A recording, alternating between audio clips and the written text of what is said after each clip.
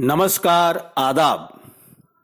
इस ऑडियो और वीडियो के जरिए मैं अनूप शर्मा उत्सव कला मंच के सभी श्रोताओं का इस्तकबाल करता हूं। कुछ दोस्तों का सुझाव आया कि उर्दू जुबान पर भी बात की जाए, क्योंकि उर्दू जुबान हमारी रोजमर्रा की जिंदगी का एक हिस्सा है। जाने अनजाने हम कितने ही शब्द उर्दू के इस्तेमाल करते हैं, जैसे जिंदगी, नखरा, अक्सर, कोशिश, किताब, जमाना, फर्क, खून और ऐसे जाने कितने शब्द हैं जो हिंदी में ऐसे घुल गए हैं जैसे नमक पानी में घुल जाता है, और हमें पता भी नहीं चलता कि कौन सा शब्द उर्दू का है और कौन सा हिंदी का है। सच कहूं तो उर्दू जुबान बोलने में ऐसी लगती है जैसे देखने में प्रेमिका की अदाएं लगती हैं। एक शेर आपकी नजर कर रहा हूं। उर्दू के चंद लफ्ज हैं जब से जबान पर, उर्दू के चंद लफ्ज हैं जब से जबान पर, तहजीब मेहरबान है मेरे खानदान पर। सच कहा है कि इस जबान में तहजीब है, इस जबान में नजाकत है, इस जबान में उल्फत है, नखरा है, इस जबान में अंदाज है। तो आज सबसे पहले इस उर्दू शब्द से मुलाकात करते हैं कि ये उर्दू शब्द हिंदुस्तान में कहाँ से आया। कहते हैं उर्दू शब्द तुर्की शब्द है। जब तुर्क लोग भारत में आए तो अपने साथ ये उर्दू शब्द लाए। इस शब्द का अर्थ होता है तंबू, यानी कि टेंट। इसका अर्थ होता है सैन्य पड़ाव। जहां जहां ये तुर्क लोग पड़ाव डालते और फिर आसपास के बाजार में जाते, तो इस सैन्य पड़ाव, इस सेना में अलग अलग भाषा के बोलने वाले लोग थे। जैसे कोई अरबी बोलता, कोई फारसी और कोई तुर्की। तो इसी मिली जुली भाषा को उर्दू नाम दिया गया। बल्कि जो आसपास बाजार भी लगता था उसे भी उर्दू बाजार कहा जाता था। तो सैन्य पड़ाव की भाषा को उर्दू कहा गया। उर्दू का एक दूसरा नाम भी है, इसे रेख्ता भी कहा गया।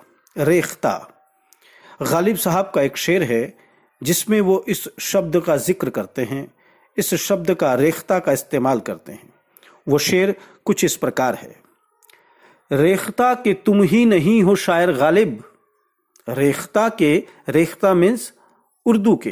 तो गालिब साहब कह रहे हैं कि रेख्ता के तुम ही नहीं हो शायर गालिब, कहते हैं पिछले जमाने में एक मीर भी था।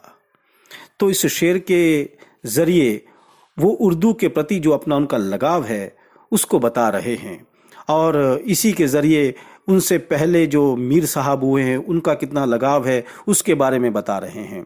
और जो उर्दू भाषा के जो आदि कवि हुए हैं उनका नाम है अमीर खुसरो।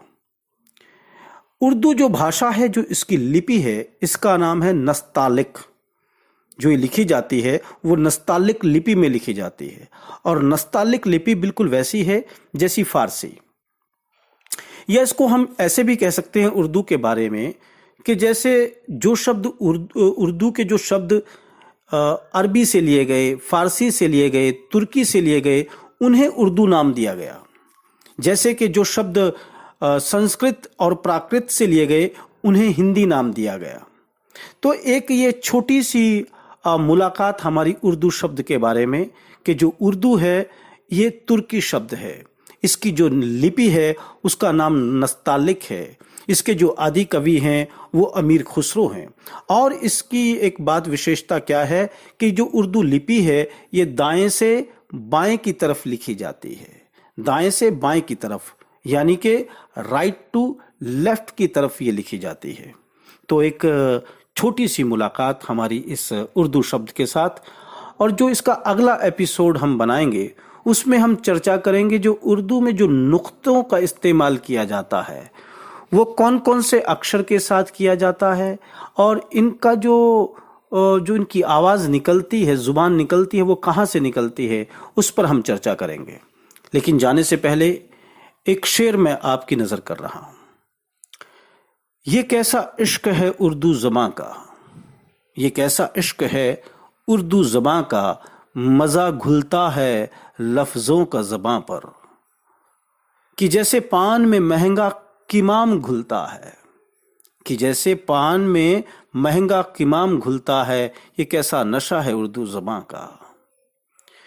कहीं कुछ दूर से कानों में पड़ती है अगर उर्दू, कहीं कुछ दूर से अगर कानों में पड़ती है अगर उर्दू, तो लगता है कि दिन जाड़ों के हैं, खिड़की खुली है, धूप अंदर आ रही है, अजब है ये ज़बां उर्दू।